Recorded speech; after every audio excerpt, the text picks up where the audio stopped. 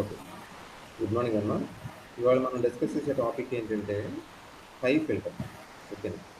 దీన్ని CLC filter అని కూడా అంటారు. ఓకేనా. పై ఫిల్టర్ ఆర్ సిఎల్సి ఫిల్టర్. నిన్న మనం నేర్చుకున్న ఫిల్టర్ ఏంటి? L section filter. ఓకేనా. ఎల్ సెక్షన్ ఫిల్టర్ నేర్చుకునేటప్పుడు మనం కొన్ని ఫండమెంటల్స్ డిస్కస్ చేసాం. ఏంటా ఫండమెంటల్స్ అంటే రెక్టిఫైర్ యొక్క అవుట్పుట్ స్టెడీ డీసీ కాదు, అంటే కాన్స్టెంట్గా ఉండే డీసీ కాదు, అది పల్సేటింగ్ డీసీ. ఓకేనా. సో రెక్టిఫైర్ యొక్క పల్సేటింగ్ డీసీని మనం ఫిల్టర్ ఉపయోగించి ఒక స్టడీ డీసీగా, అంటే ఒక ఐడియల్ డీసీగా మార్చాలి. ఓకేనా. ఫిల్టర్లో మనం దేన్ని ఉపయోగిస్తాం చెప్పండి? రెక్టిఫైర్గా మనం వాడే దీన్ని డయోడ్ని, ఫిల్టర్గా దేన్ని ఉపయోగిస్తాం మనం? ఇండక్టివ్ని కండక్టర్. ఓకే. ఇండక్టర్ని కెపాసిటర్ని మనం ఫిల్టరింగ్ కోసం వాడతాం. ఓకే.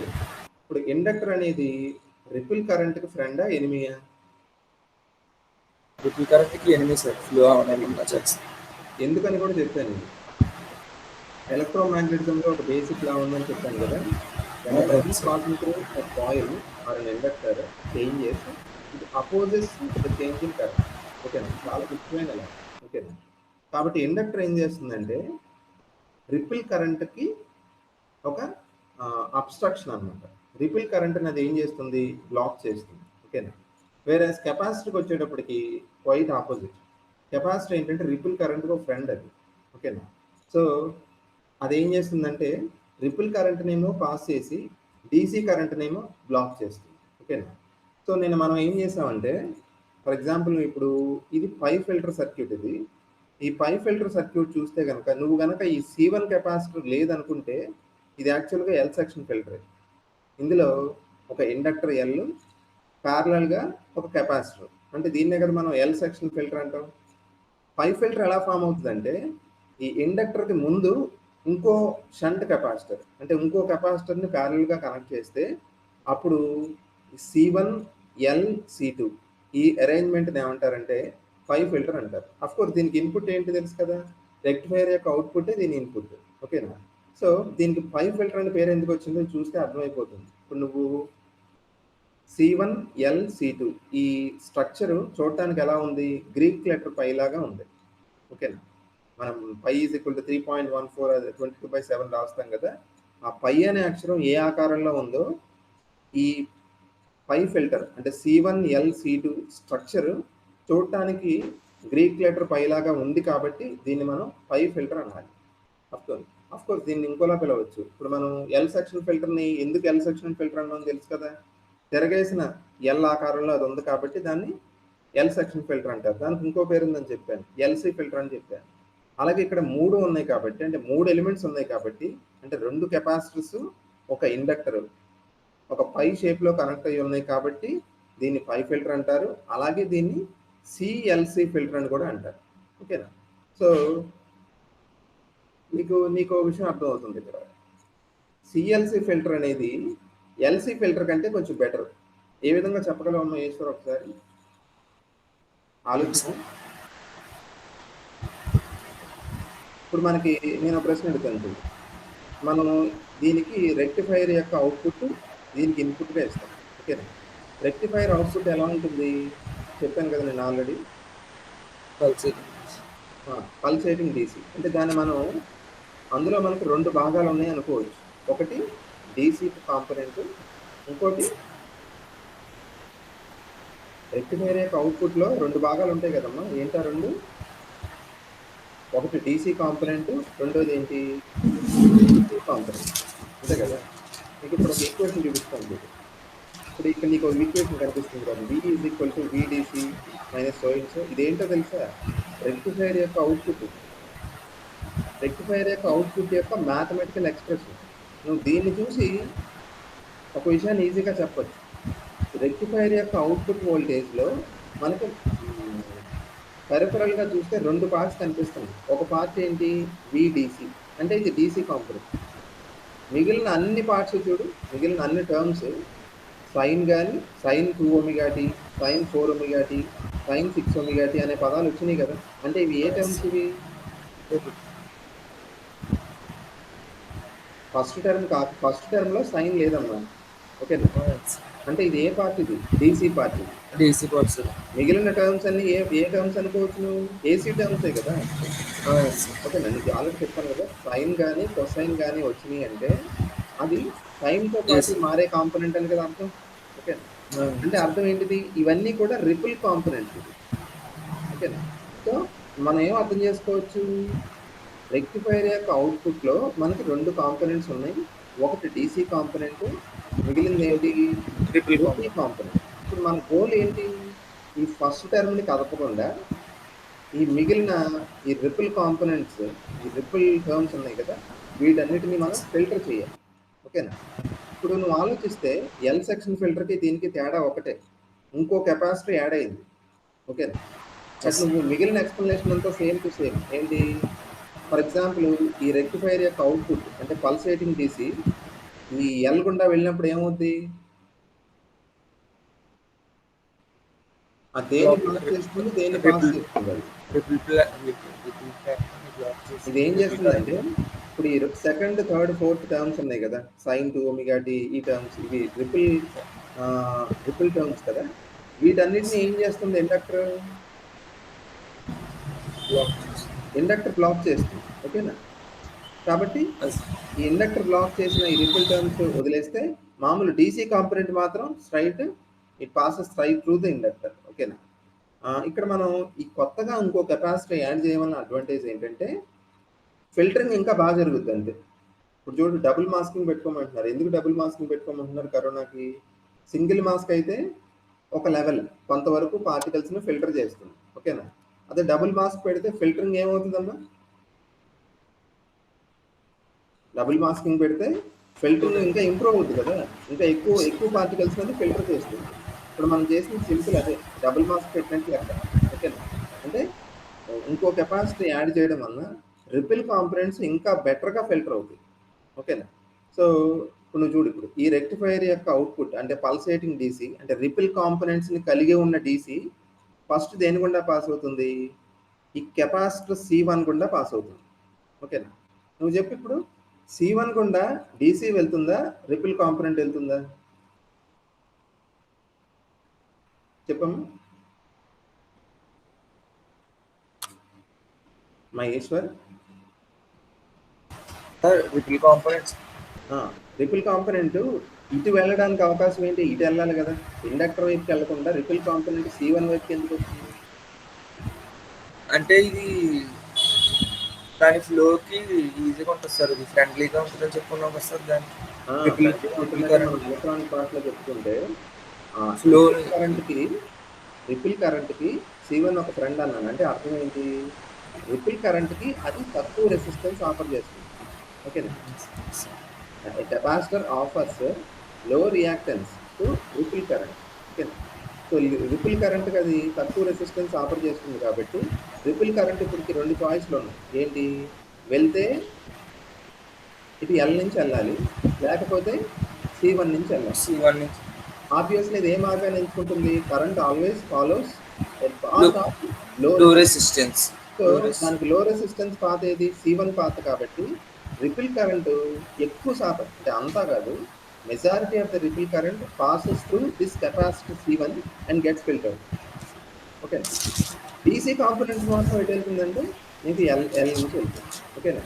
సో ఇక్కడ ఏమవుతుందంటే C1 కెపాసిటర్ ఇనీషియల్గానే ఏం చేసింది? మనకి చాలా వరకు రిపిల్ కాంపోనెంట్ని ఫిల్టర్ చేసేసింది. ఓకేనా?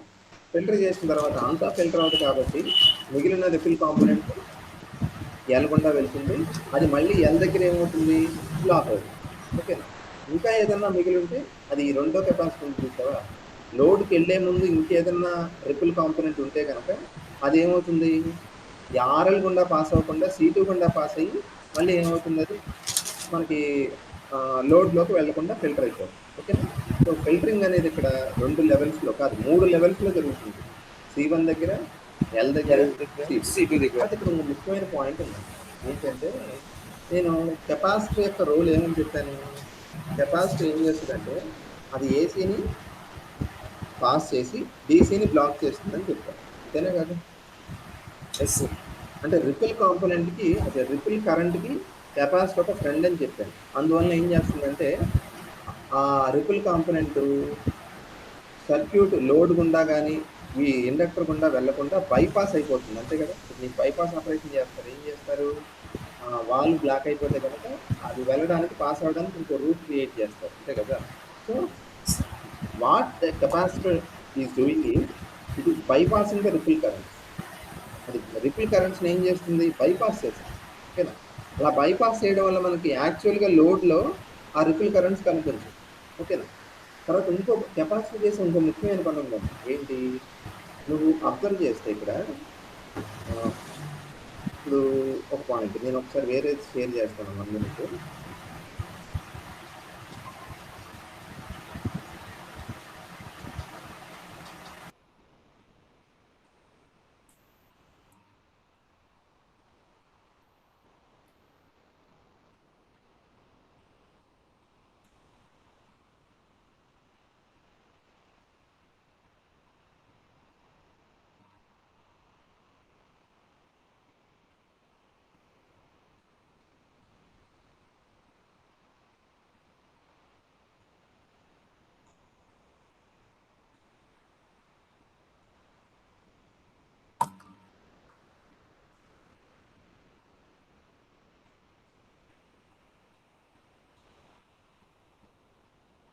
మా ఈశ్వర్ ఇమేజ్ షేర్ అయిందమ్మా. అయింది సార్. నీకు ఇమేజ్ చూపించాను. ఇప్పుడు చూడు, ఇక్కడ ఆ పాయింట్ ఏంటంటే కెపాసిటర్ అనేది రిపిల్ కరెంట్స్ని బైపాస్ చేయడం ఒక్కటే కాదు, ఇంకో పని చేస్తుంది. ఏం చేస్తుందంటే నీకు కెపాసిటర్ ఒక విషయం తెలుసు, ఛార్జ్ అవుతుంది, డిశ్చార్జ్ అవుతుంది, తెలుసు కదమ్మా. Yes sir. ఛార్జింగ్ అన్నప్పుడు ఏం చేస్తుందంటే ప్లేట్స్ మీద ఛార్జ్ అక్యుములేట్ అవుతుంది. అదే మనం ఆ సోర్స్ లేకపోతే, పవర్ సప్లై ఆగిపోతే అదేమవుతుంది, డిశ్చార్జ్ అయ్యి మనకి కరెంట్ని ఇస్తుంది అంతే కదా. ఇప్పుడు నువ్వు ఈ పల్సేటింగ్ డీసీని ఒకసారి క్లోజ్గా చూస్తే ఇక్కడ వోల్టేజ్ ఏమవుతుంది, లేదా కరెంట్ ఏమవుతుంది, పెరుగుతుంది. ఇక్కడ మ్యాక్సిమం అయ్యి మళ్ళీ ఇక్కడ ఏమవుతుంది, డ్రాప్ అయిపోతుంది అంతే కదా, డ్రాప్ అయిపోయి జీరో అయిపోతుంది. అందుకే కదా దీన్ని పల్సేటింగ్ డీసీ అంటున్నాం. ఇప్పుడు సర్క్యూట్లో కెపాసిటర్ ఉండటం వల్ల ఇంకో అడ్వాంటేజ్ ఏంటంటే, ఇప్పుడు చూడు, ఈ పాజిటివ్ అంటే వోల్టేజ్ పెరుగుతున్నప్పుడు ఏమవుతుందో తెలుసా, కెపాసిటర్ ఏమవుతుంది, ఛార్జ్ అవుతుంది ఓకేనమ్మా, వింటున్నావా. వోల్టేజ్ పెరుగుతున్నప్పుడు లేదా కరెంట్ పెరుగుతున్నప్పుడు ఈ ఫస్ట్ హాఫ్ వరకు కెపాసిటర్ ఏమవుతుంది, ఇట్ గెట్స్ ఛార్జ్. కానీ ఎప్పుడైతే ఈ మళ్ళీ డ్రాప్ అవుతుంది చూసావా వోల్టేజ్, ఈ వోల్టేజ్ డ్రాప్ అవుతున్నప్పుడు కెపాసిటర్ ఏమవుతుంది, వోల్టేజ్ డ్రాప్ అవ్వడం మొదలెట్టినప్పుడు కెపాసిటర్ ఏమవుతుంది, ఇంకా డిశ్చార్జ్. వెరీ గుడ్, డిశ్చార్జ్ అవ్వడం మొదలవుతుంది. డిశ్చార్జ్ అయినప్పుడు నీకు ఏమవుతుంది, ఇప్పుడు డిశ్చార్జ్ అవ్వడం వల్ల ఈ డ్రాప్ ఉంది చూసావా, ఈ డ్రాప్ జీరో దాకా రాదు, కొంతవరకు డ్రాప్ అయ్యి మళ్ళీ పెరిగిపోతుంది వోల్టేజ్. అంటే నీకు సర్క్యూట్లో కెపాసిటర్ ఉండడం వల్ల రిపిల్ కరెంట్స్ బైపాస్ అవ్వడమే కాకుండా మనకి ఈ డీసీ అనేది ఒక విధంగా స్టడీగా రావడానికి అది ఉపయోగపడుతుంది ఓకేనా. అంటే అది ఒక విధంగా స్టెబిలైజర్లా పనిచేస్తుందమ్మా కెపాసిటర్. అంటే ఇది ఏం చేస్తుందంటే వోల్టేజ్ పెరిగేటప్పుడేమో ఛార్జ్ అవుతుంది, అదే వోల్టేజ్ తగ్గేటప్పుడు డిశ్చార్జ్ అయ్యి ఆ వోల్టేజ్ని డ్రాప్ అవ్వకుండా ఒక లెవెల్లో మెయింటైన్ చేస్తుంది. అర్థమైందా, ఓకేనమ్మా. అంటే నీకు ఇప్పుడు ఒక కెపాసిటర్ కనుక ఇంక్లూడ్ అయితే సర్క్యూట్లో ఫిల్టర్లో నీకు అవుట్పుట్ ఇలా రాదు, ఇలా రాకుండా ఎలా వస్తుంది, మరీ ఇంత బాగా రాదు, కానీ ఇక్కడ రైట్ సైడ్ ఉంది చూసావా, మరీ ఇంత బాగా రాదు, కానీ అటు చూడు ఇక్కడ దాకా వచ్చి ఇలా పడిపోకుండా మీకు ఏమవుతుందంటే కొంచెం డిక్రీజ్ అవుతుంది. ఈ లోపు దీన్ని ఎవరు పైకి లేపుతారు, కెపాసిటర్ ఎందుకు పైకి లేపుతుందంటే కెపాసిటర్ డిశ్చార్జ్ కాబట్టి జీరో అవనివ్వకుండా దీన్ని కొంచెం పైకి లేపుతుంది. అంటే ఒక వస్తువు కింద పడకుండా మనం పైకి లేపుతున్నట్టు. సో నీకు వేవ్ ఫామ్ మారుతుందన్న. కెపాసిటర్ అనేది సర్క్యూట్లో అంటే ఫిల్టర్ సర్క్యూట్లో కెపాసిటర్ ఉన్నప్పుడు నీకు అవుట్పుట్ వేవ్ ఫామ్ ఇలాగా సైన్సాయిడల్గా రాదు, కర్వ్డ్గా రాదు. ఎలా వస్తుంది, ట్రయాంగులర్ షేప్లో వస్తుంది ఓకేనా. ట్రయాంగులర్ వేవ్ ఫామ్ వస్తుంది. Triangular wave form is much better than this ఓకేనా. ఎందుకంటే అక్కడ వోల్టేజ్లో వచ్చే ఫ్లక్చువేషన్ తగ్గుతుందన్న ఓకేనా. సో అది కెపాసిటర్ మనకు 2 పనులు చేస్తుందని చెప్పడం కోసం ఇదంతా చెప్పాను ఓకేనా. వేరే ఇండక్టర్ ఏం చేస్తుంది చెప్పు, దేన్ని బ్లాక్ చేస్తుంది,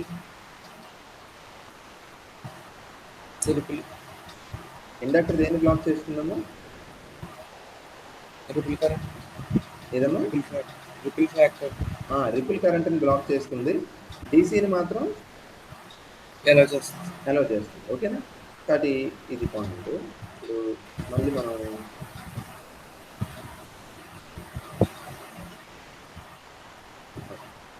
సో అర్థమైంది కదా.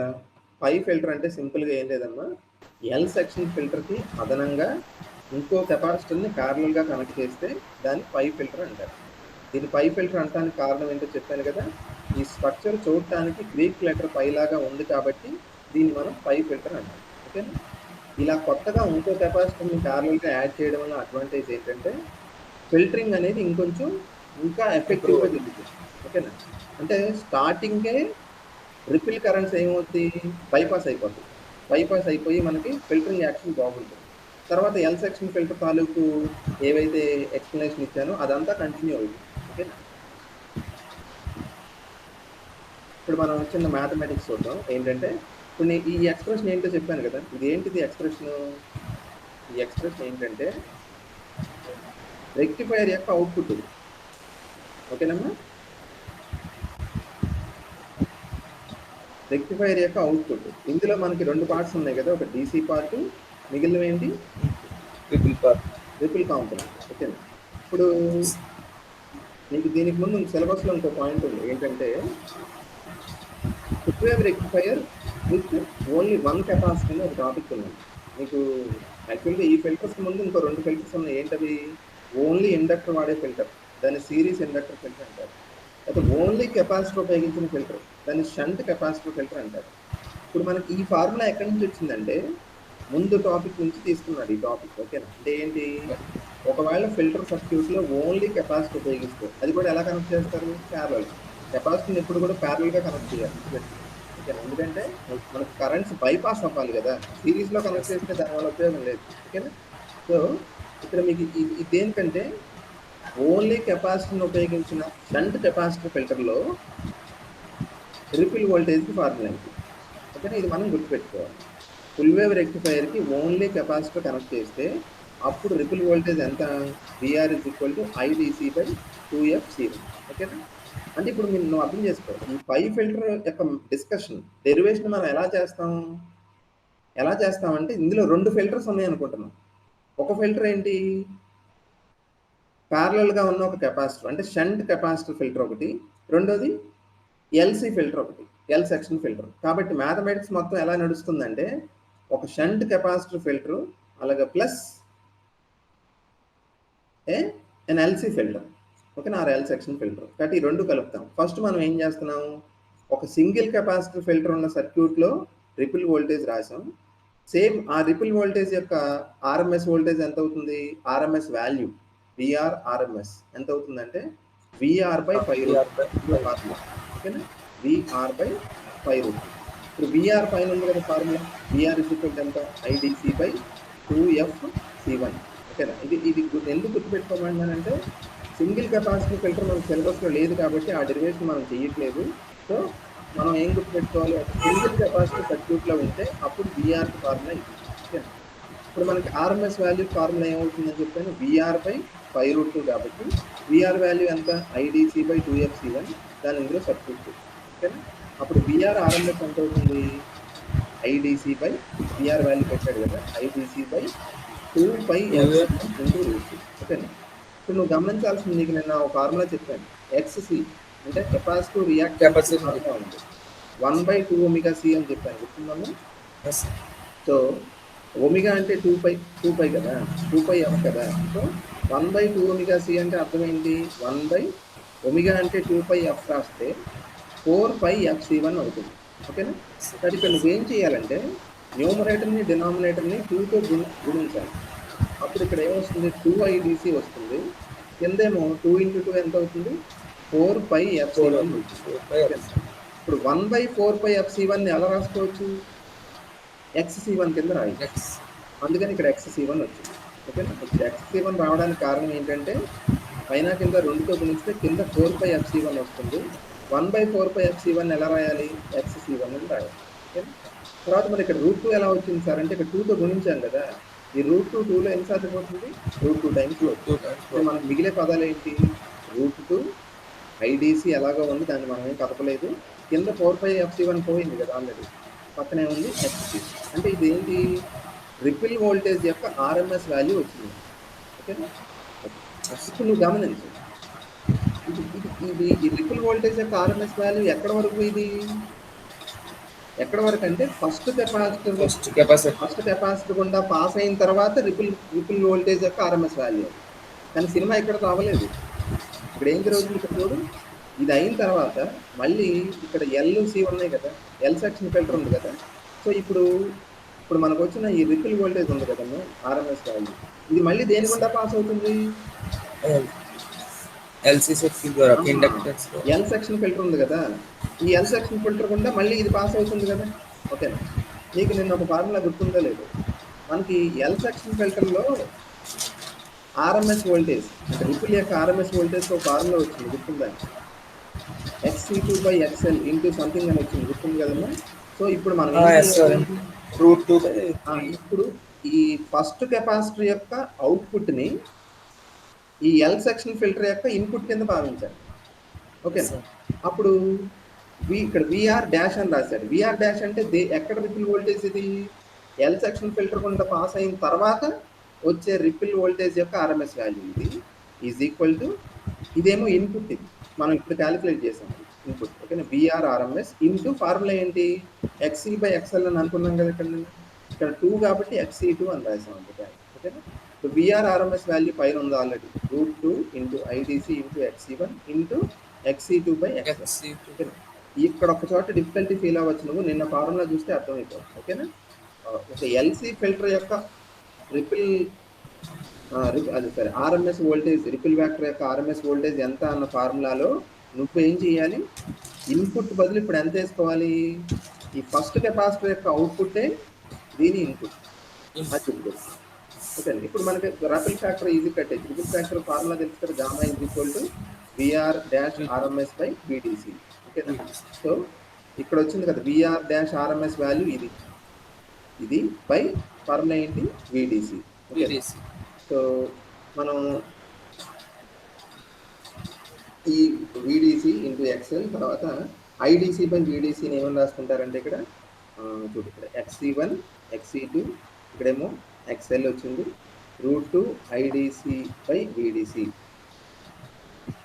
√2 ఇక్కడ చూడు, ఇక్కడ XC1 ఇక్కడ XC1 ఉంది, ఇక్కడ XC2 ఉంది, ఇక్కడ రెండు వచ్చినాయి కదా, XC2 వచ్చినాయి, అలాగే ఇక్కడ ఎక్స్ఎల్ ఉంది. ఈ √2 ఐడిసి బై విడిసిని వాడు ఏమని రాసుకున్నారంటే లోడ్ కరెంట్ RL అని రాశారు, అంటే ఓమ్స్లో అప్లై చేశారు. ఓకేనా? ఓమ్స్లో అప్లై చేసి మీకు V is equal to IR ప్రకారం క్యాలిక్యులేట్ చేస్తే √2 ఐడిసి బై విడిసి ఎంత అవుతుందంటే RL అవుతుంది. లేకపోతే నువ్వు విడిసికి ఫార్ములా రాసినా అది సబ్స్టిట్యూట్ చేసినా సరే నీకు ఇది క్యాలిక్యులేట్ అయ్యి ఇలాగే వస్తుంది. So gamma is equal to ఇది ఫార్ములా, ఇందులో నీకు వాల్యూ సబ్స్టిట్యూట్ చేస్తే చాలు. XC1 అంటే ఏంటి, 1/1 ఉంది కదా పైన formula, XC1 is equal to 1/2ωC1 అంటే అర్థం 1/4πfC1. అలాగే XC2 అంటే సింపుల్ ఏం లేదు, 2లు వస్తాయి అంటే 1/4fC2. అదే XL అంటే తెలుసు కదా, 4πfL వస్తుంది, 4πfL వస్తుంది. ఓకే, సో ఇవన్నీ సబ్స్టిట్యూట్ చేస్తే నీకు గామా వాల్యూ ఎంత వస్తుందమ్మా, √2/8ω³ C1 C2 LR అని. ఆబ్వియస్లీ ఈ ripple factor value L section ఫిల్టర్లో రిపిల్ వాల్యూ కంటే తక్కువ ఉంటుంది, ఎందుకంటే ఇక్కడ మనం అదనంగా ఉండే కెపాసిటీని ఉపయోగించాం కాబట్టి దానివల్ల ఇంకొంచెం ఫిల్టరింగ్ అవుతుంది. కాబట్టి మనం కాన్ఫిడెంట్గా చెప్పచ్చు ఇది ఫిల్టరింగ్లో బెస్ట్ అని. నువ్వు కన్ఫ్యూజ్ అయితే కనుక ఒకటే కన్ఫ్యూజ్ అవుతావు, ఏంటంటే మ్యాథమెటిక్స్ చేసిన డెరివేషన్లో ఫార్ములాస్ ఇంపార్టెంట్. ఓకేనా? ఫస్ట్ మనం ఏం చేయాలి, ఇది డెరివేషన్ అంతా ఎలా మైండ్లో పెట్టుకోవాలి అంటే ముందు 2 డెరివేషన్లు అనుకోవాలి. అంటే ఇది ఒక ఫిల్టర్ కాదు, యాక్చువల్గా 2 ఫిల్టర్స్ అనుకోవాలి నువ్వు మైండ్లో. ఒక ఫిల్టర్ షంట్ కెపాసిటర్ ఫిల్టర్, అది ఇది దానికి ఒక డెరివేషన్ ఉంది, దానికి ఆల్రెడీ ఒక మ్యాథమెటిక్స్ పాయింట్ ఉంది. రెండో ఫిల్టర్ ఏంటి, ఎల్ సెక్షన్ ఫిల్టర్. ఈ 2 ఫిల్టర్స్ యొక్క డెరివేషన్స్ మనం కలిపి చేస్తున్నాం. ఓకే, సో ఫస్ట్ పార్ట్ ఏమో ఓన్లీ షంట్ కెపాసిటర్ ఫిల్టర్ యొక్క డెరివేషన్ చేసాం, తర్వాత దీని అవుట్పుట్ని దేనికి పంపించాము, ఎల్ సెక్షన్ ఫిల్టర్ ఇన్పుట్ ఇచ్చాం. అప్పుడు మనకి కంప్లీట్గా మనకి గామా వాల్యూ. ఓకే, అర్థమైంది కదా. సార్ ఏమైనా డౌట్స్ ఉంటే చెప్పండి. అర్థం సార్ బాగా